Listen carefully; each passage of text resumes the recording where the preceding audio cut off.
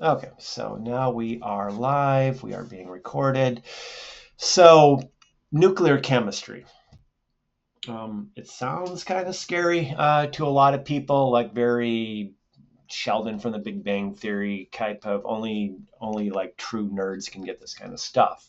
But assuming that you've understand the covalent and ionic bonding so far, if you kind of think of it, and it's not exactly like that, but you're carrying a lot of the same concepts forward. And it's not math heavy, yay, but it is concept heavy. So, but as long as you can add and subtract, I guess, and understand what the pieces are, there shouldn't be much of a problem once you kind of get the gist of things. All right. So let me just, no, I don't want to turn off the camera. I want to.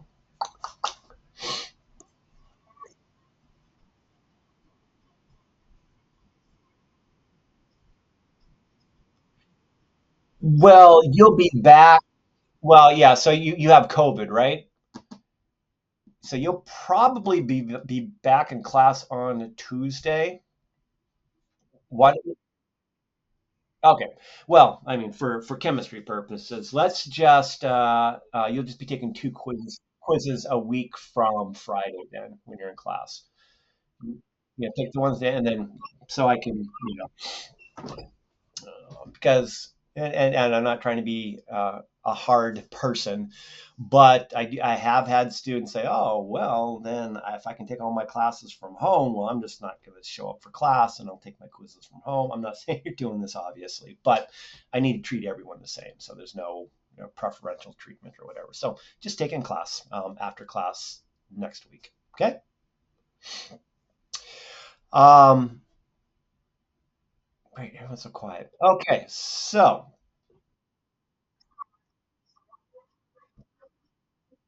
hmm, okay. Oh, okay. Well, let me see if maybe you did do it and it's just that was Miranda. Well, yeah, I see that you did attempt, but yeah, if you just go in and yeah, just submit that once you're up and running, that'll be good. Okay? Because I do know everyone's here who's supposed to be here, so that's the important thing. Um, okay, so yes, nuclear chemistry. So let me get slide decks up. That is always helpful. Okay, so nuclear chemistry right there.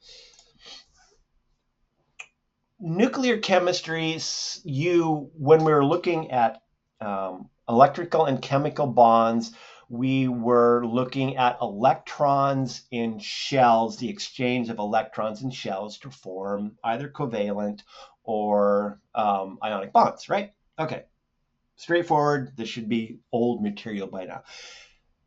Nuclear chemistry is similar to that, but instead of looking at the electron shells like we do in normal chemistry, we're looking at, drum roll, the nucleus. Nuclear chemistry. The nucleus, which is made of, like we learned, protons and neutrons. Okay? For our purposes, they're made of protons and neutrons. Okay? So we're not even worried about the electrons in the shells orbiting around the nucleus. We're looking specifically at the nucleus in nuclear chemistry. And I think this is important to you guys because you deal with radioactivity in your day-to-day job. Okay, so a little understanding of it will be good. Um, yes. So let's start at the top here. So we have an iodine here, an isotope of iodine that is radioactive. We should see some things that look familiar to us. The mass number, which is the sum total of the protons and neutrons added together, right? And the atomic number, which indicates that we have iodine, which is the number of protons only. You subtract the mass number from the protons, and that gives you the number of neutrons. Okay, that should all hopefully ring a bell. right? And of course, the atomic symbol just guides you to where you're at. So isotopes, if they are unstable, once you get above atomic number 20, which is calcium, the nuclei can become unstable, and to become stable, they emit various forms of radiation. Okay. There are 4 major flavors of radiation that we'll be looking at, especially alpha, beta, and gamma, the first, second, and third in our list there. Okay. And am I sharing my? You guys can see my screen and excuse me, my screen and PowerPoint, right? Good, excellent. So alpha, beta, positrons. We'll come back to positrons, but alpha, beta, and gamma rays, just like the Hulk.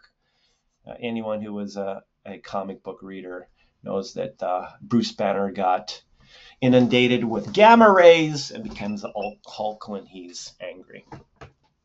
All right, so radioactive isotope. So let's look at this concept really quickly. So you have a radioactive isotope or radioisotope. It can, when it emits radiation, change the number of protons. Okay, and of course, when you change the number of protons, you change which element you have. Okay, so keep that kind of in the back of your mind.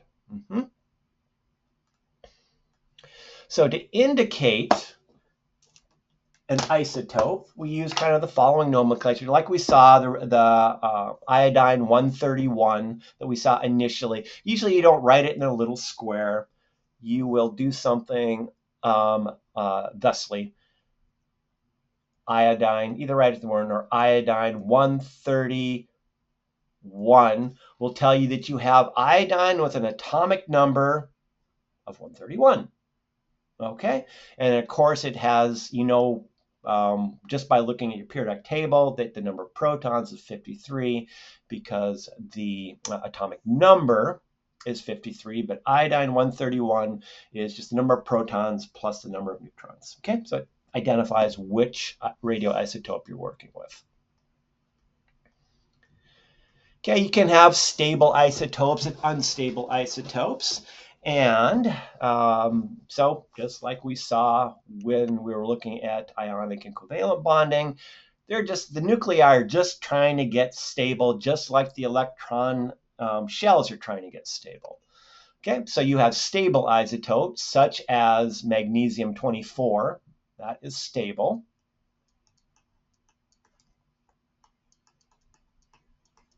Okay. And you have radioactive isotopes such as magnesium 23, and even up if you go the other direction, magnesium 27. So this tells you that you have 12 protons because magnesium is number 12. Protons up with a P, 12, 12, and 12. Okay, but you have different number of neutrons to get to this radioisotope. Okay, so obviously this one has 12 neutrons, and you only have 11 neutrons in here for magnesium 23, and then you have to go all the way up to neutrons, so 15 neutrons in magnesium 27. Okay, so magnesium 23 and 27 are going to emit radioactivity to try to get to magnesium 24 and get stable in this case. Okay, and of course uranium, we've all heard of uranium. There's not really a stable form of uranium. It's always spitting off all kinds of radiation. Okay. So let's revisit the different types of radiation. And let's look at what I consider the easiest is, first of all, alpha. And alpha radiation emits, no surprise, an alpha particle. And what an alpha particle is essentially a helium nucleus. Okay, so we designate an alpha particle with its atomic mass of 4 and its atomic number of 2. Okay, all right. So helium, the nucleus of helium is interchangeable with an alpha particle, and alpha particles are emitted during alpha decay. Okay, beta particles, like so, are nothing more than an electron. Okay, just an electron. You saw that electrons have really, really low mass. We treat it as having a mass of 0. Okay, for our purposes.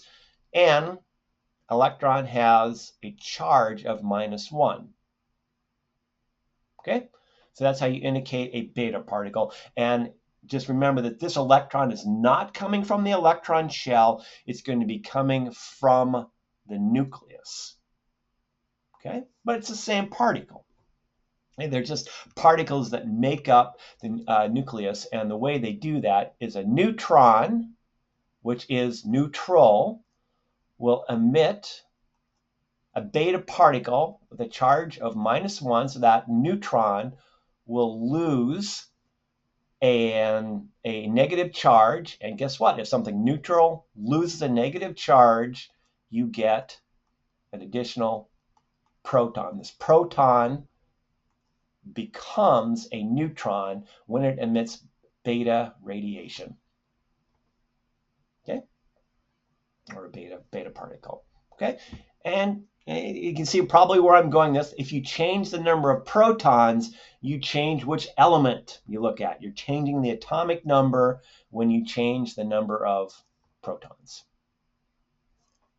Okay. Positron is just basically an electron with a positive charge. I'm just going to leave that at that for now. We'll come back to that just because that's a little, we haven't really looked at positive electrons yet, and it's kind of a confusing idea. And gamma rays is just, let's see if I can draw a decent gamma. Ooh. Gamma rays are just radiation, just energy. They don't carry a charge and they don't have any mass. They are just energy. Okay, so no mass, no charge, just energy. Okay. So there's a table here that breaks all that down for you, okay, and tells you, of course, we have the mass number of 4, everything I went through, beta particle positrons, gamma rays. Don't worry about protons and neutrons quite yet either, because those can be emitted, but I'm not going to worry about those until the tail end of lecture tomorrow.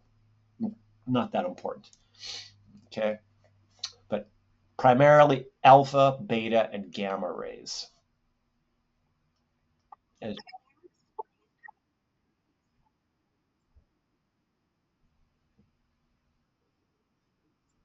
yeah, yeah.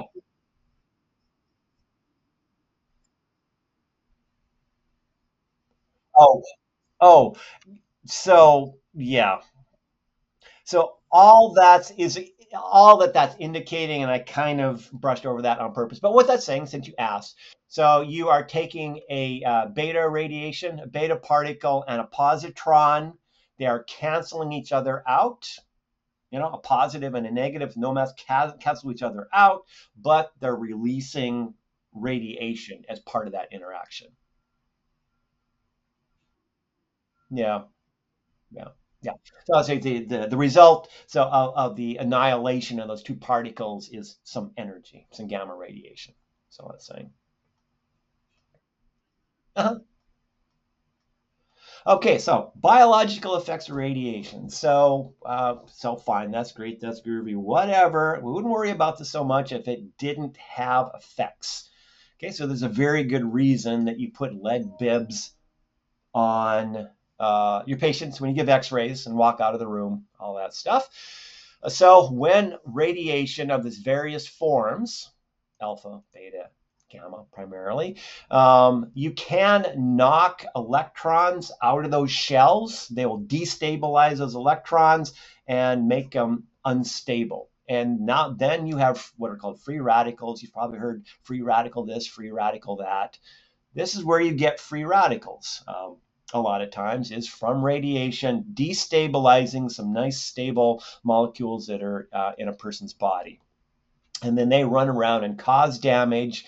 And if they happen to cause damage in the nucleus, you can interfere with the DNA, you get mutations and cancer. Okay? All kinds of nasty things. Okay? So protection. Once again, we want to stay protected first and foremost. So in alpha, beta, and gamma, alpha, they're heavy and slow moving, so you don't really need that much protection. In fact, they have a hard time getting through a piece of paper. Okay? Beta rays are smaller, beta radiation are smaller and faster moving, and they will actually penetrate a few centimeters into a person's body and can cause, problems, mutations in the skin, certainly. Okay. And so a piece of paper, so would protect you, paper or thin clothing. Beta rays, you need thick clothing like a lab coat. Several layers of clothes will protect you, do a good job of protecting you. From beta and gamma, that'll go right on through a person's body, like up to 50 centimeters. So here this is where you need your lead barriers to prevent the penetration of gamma, which are pure energy, essentially, no particles involved. But they can do that a very good job of causing mutations, ionizations, and mutations and damage in a person's body. Okay, 2 to 4 centimeters, yes, indeedy. There's a little breakdown of what those particles can do, alpha, beta, and gamma rays, and what you need to do to protect yourself from it. Okay. So hopefully, and I've heard different opinions from my dental students on what this is. Do you guys, can you tell me what we have here? We have an x-ray of a person's, we got this, what's up here? Is that in, just a straight root canal? Okay. And there's something, yeah, easy, not an implant or anything like that. Okay. Yeah, and it'd probably shadow a lot harder. What was that, Brenda?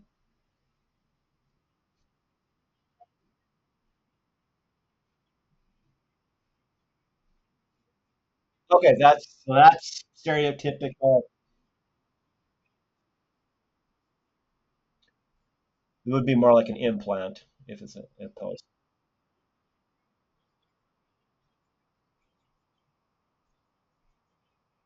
Okay. Okay. Yeah. Okay. Very cool. So, oh yeah. So, and I did find out that when people ask questions, it doesn't really transmit onto uh, the recording. So, what that was just a discussion, and the class was giving me their considered expertise on this and say that's definitely a root canal. Okay. Okay. So there we go. So what will be blocked by each of the following? If we need lead, that will shield us from pretty much all types of radiation, including gamma, and paper and clothing will prevent the largest and slowest moving radiation, alpha. Okay. Now, we had a proper introduction to nuclear chemistry, what we're going to be looking at. So let's look at some nuclear reactions. So we have, in this case, let me clear out a little room here, uranium-238. Okay. There we go. Okay, uranium-238 as the radioactive species that we're going to be looking at you. So mass number is 238. Number of protons is, of course, 92 from your periodic table.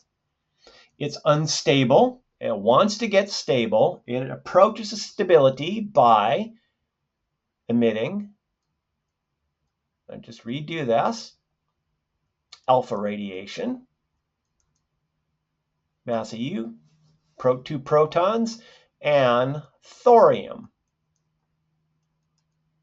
Actually, thorium-234. So mass number 234, boom, and with 90 protons, of course, it places it on our periodic table. Okay, so let's see how we got there. Let's make this look a little more mathematical. I don't want to scare away the math, folks, but we're just going to make this look a little bit more mathematical without all the pictures. So we'll take uranium-238, and it's 92 protons, and it will decay to become the following two things. Thorium-234, okay, with 90 protons, and, plus sign, an alpha particle with its 2 protons and atomic mass of 4. Okay, so anyone have some kind of thoughts about what I wrote here? Seeing any patterns? Maybe some things that add up to other things? Yeah, okay. We just said that you are adding. So you have the atomic mass number, which are the number of protons plus the number of neutrons together.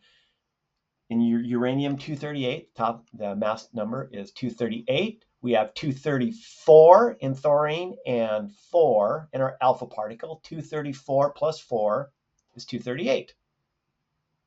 Okay, but we're not done because we have to balance out our number of protons. Okay, so helium, there are 2 protons that came out. Thorium has 90. 90 plus 2 gives us the 92 that we started with. And we've balanced our nuclear reaction from 238 degrading into alpha radiation and thorium-234. Does that make sense to everyone?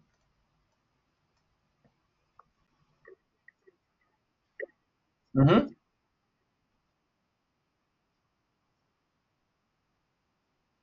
Well, not more complicated, but let's look at another example here. We have americium 241. Okay. Look on your handy dandy chart if it doesn't give it to you, but it tells you that the elemental number is 5. We have alpha decay once again. Let's keep that on the right-hand side to be consistent. Okay. And we are left with what?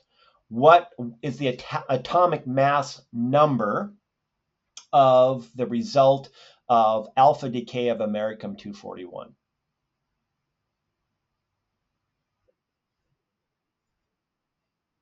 237. That's right, 237. 237 plus 4 gives us 241. Okay? And just as importantly, what is our atomic number of the resultant product? 93. That'd be 95 minus 2, which is 93. And now to find out what we actually have, look at your periodic table. Right here, at number 93, we have, boop, where did it end up here? Neptunium, right?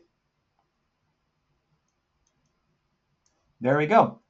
And there you have solved alpha decay of americium 241. See, you're nuclear physicists practically. Okay, and then they just work through all of that in a slide by slide. If you want to return to that, if you don't quite understand where I got this, there's 3 slides that walks you right through that. Okay. Alpha decay, not too bad. Everyone, more or less.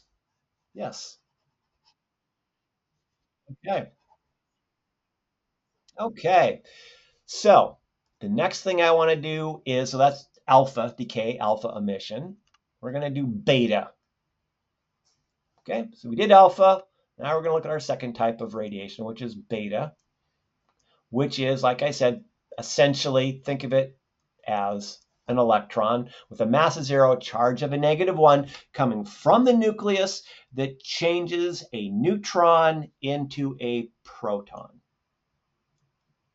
Okay, let's wrap our head around that a little bit. Okay, so we'll look at carbon 14. Atomic mass number is 14. Of course, the atomic number is 6 to make it carbon. It is going to emit beta radiation.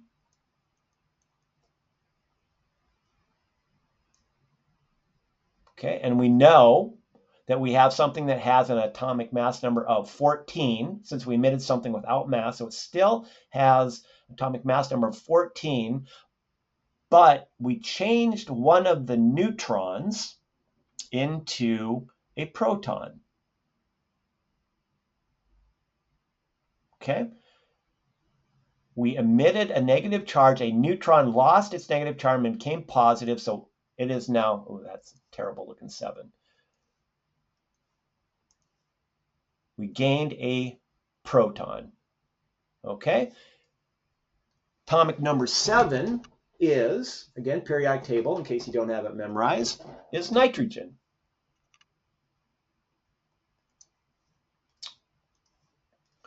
So we have nitrogen 14 due to beta decay. Okay, so let's do our math once again. 7 plus a -1 gives us 6. Okay, so you can set it up that way, or if you people sometimes like to just remember beta decay means that I'm going to be increasing the atomic number. Okay, we're going to emit a beta particle and increase the atomic number by 1 for each particle, each beta particle that is emitted. But this is why that is. So slightly more involved than alpha decay. But let's look at another example here. Let's look at potassium.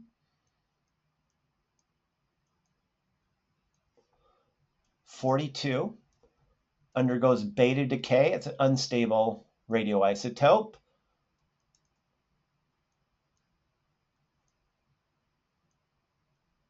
Okay, and what are we left subsequent to beta decay of potassium 42?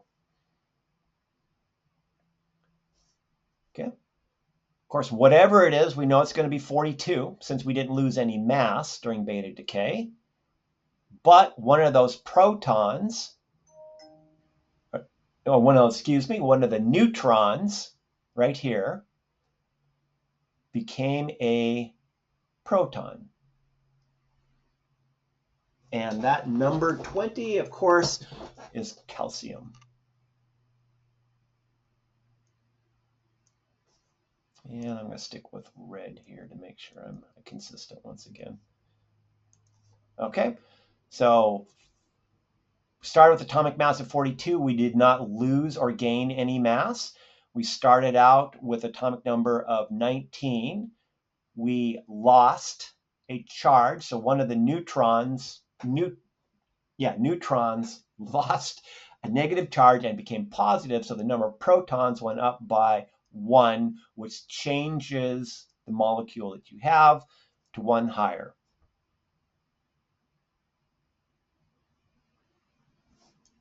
Okay.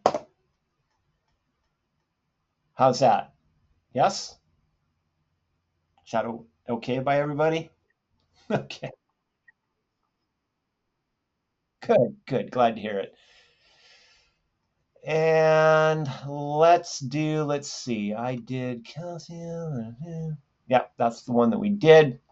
If that didn't make sense, go ahead and look over the workout of the slides here for that. So now you guys are going to go walk me through what happens during beta decay of cobalt 60.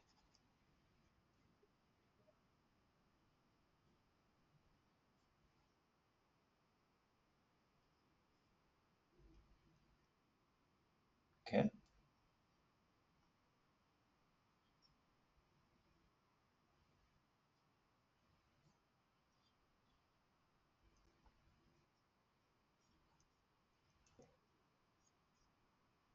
Right. So undergoing beta decay, and I wrote the beta particle over here. So you have a massless particle with a negative charge being emitted from one of the neutrons in the nucleus of cobalt, is what's happening.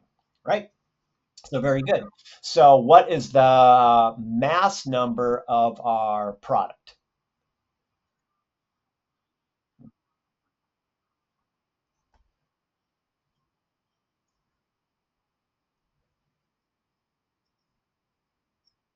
Okay, then go to your chart and look at nickel. Exactly right. Okay, and then just for subsequent people who look at this lecture, we took cobalt.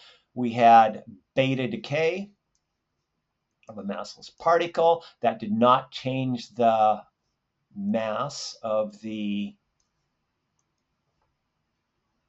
new element. However, since we did lose a charge from the nucleus, the atomic number went up by 1, giving us nickel 60. Okay, good job.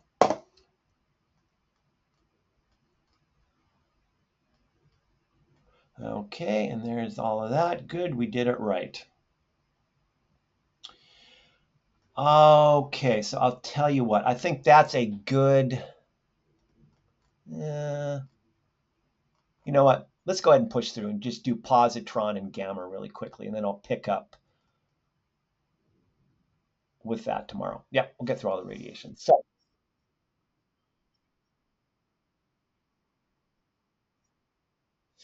Uh, I doubt if you're following along so far. I doubt that these last two types of emissions are going to cause much problems. I would think so, but so like I said, a positron.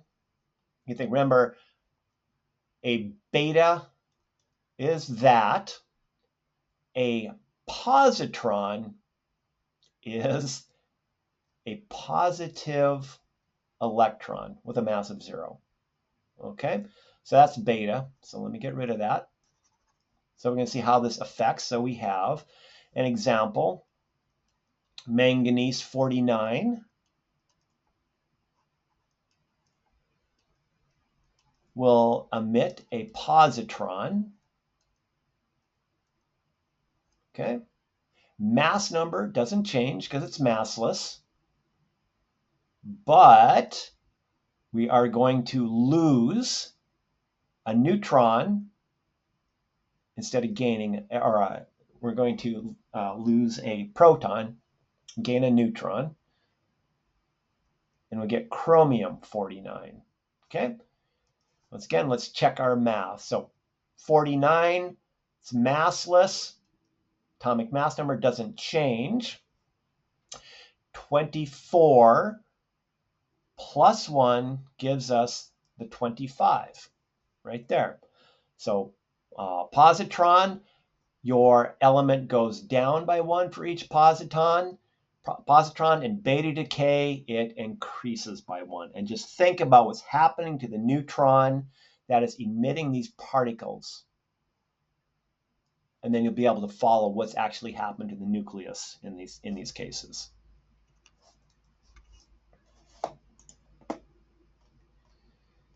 And the last type of radiation that we're going to spend much time on is gamma, which, like I said, is just energy. So we have an unstable technetium molecule, technetium-99. Gamma radiation comes off. It is massless and chargeless, just has energy. So that doesn't change anything. Atomic number doesn't change, and atomic mass doesn't change. You have technetium, again, in this case, just a stable form of technetium, and gamma radiation has been emitted. So nothing changes other than you're emitting that very dangerous, high-powered radiation that can penetrate through a person's body. Okay. And that's a summary. The alpha, the radiation source, the alpha emitter is our helium nucleus coming off. Mass number goes down by 4. Atomic number goes down by 2. A beta emitter, we get a new element, and the atomic number goes up by 1. Positron, again, we get a positron being emitted, and we get a new element that goes down by 1. Okay. And then gamma, we just get a more stable form of the element and don't change the mass number or the atomic number. We just get a stable form of what we started with, or a more stable form. Okay. Yeah, let's stop there. That's a good stopping spot.